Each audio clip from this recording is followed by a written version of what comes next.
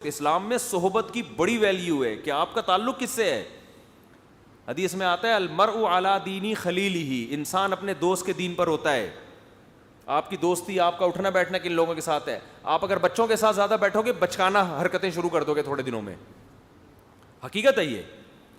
جو سارا دن بچوں کو پڑھاتے ہیں نا بیٹھ کے، یا تو وہ پاگل ہو جاتے ہیں یا وہ بھی بچے جیسے ہو جاتے ہیں. تو جو بچوں کو سارا دن پڑھا رہے ہیں ان کو چاہیے کہ وہ اپنی مجلسیں بڑوں کے ساتھ بھی رکھا کریں تاکہ پھر لیول ہو جائے.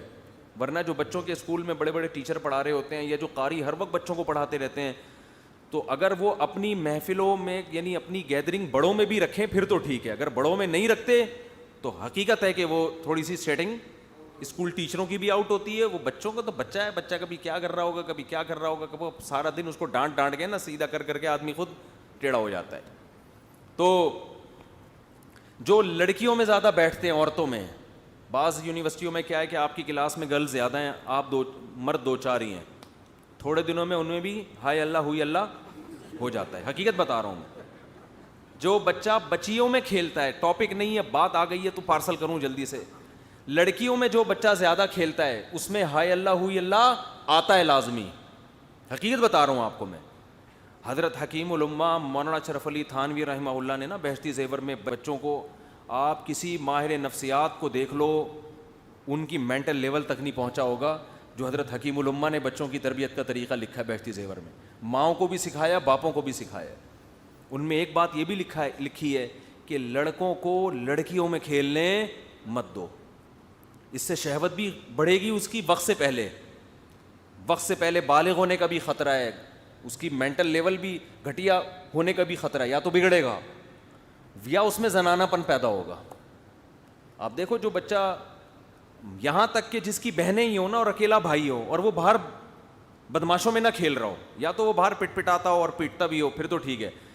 6 بہنیں اکلوتا بھائی ہے اور وہ انہی میں رہا ہے، باہر لڑکوں میں نہیں گیا، اس میں بھی ہائے اللہ ہوئی اللہ پیدا ہوتا ہے. حقیقت بتا رہا ہوں میں. تو پہلے بہت ان چیزوں کا خیال کیا جاتا تھا کہ لڑکا ہے بھائی اس کو لڑکوں میں کھلاؤ بولو، اور اس کو لڑکوں والے کھیل کھلاؤ. لڑکا اگر آپا کھیل رہا ہے اس کو منع کرو، جا کے فٹ بال کھیل بھائی، مارم پیٹی کھیل، پٹو کھیل، سجھا ایک دوسرے کی کمر کو نا گیند سے گھنٹیاں بجا کے، یعنی نہیں بھاگ. تو وہ یہ بہت اہم مسئلہ ہے، کیونکہ یاد رکھو جب بچپن میں اگر جو چیزیں صحیح نہیں ہوتی نا سیٹنگ، وہ پھر رہتی ہیں، وہ بڑی مسائل ہو جاتے ہیں زندگی میں. پھر کامیاب پھر ایسے لڑکے ڈپریشن میں جلدی جاتے ہیں. مرد کو تو باہر 10 قسم کے مسائل کا سامنا کرنا پڑتا ہے، ذرا سا کچھ. میں نے تو ایسے بھی دیکھے کسی کی موت دیکھی تو پاگل ہو گئے. ایسے بھی میرے سامنے کیس ہیں کہ کسی کی موت دیکھی اور اس کو تڑپتا ہوا دیکھا نا سڑک پہ روڈ پہ، گھبرا کے اس کو ہارٹ اٹیک ہوا یہ مر گیا، جوان لڑکا. تو آدمی کو بہت مسائل ہیں اس کے ساتھ، آدمی کو پھر آدمیوں کی طرح رہنا پڑتا ہے. تو صحبت کا بڑا گہرا اثر پڑتا ہے. تو میں یہ عرض کر رہا تھا کہ صحابی کیوں بنے؟ نبی صلی اللہ علیہ وسلم کی انہوں نے صحبت اٹھائی ہے. تو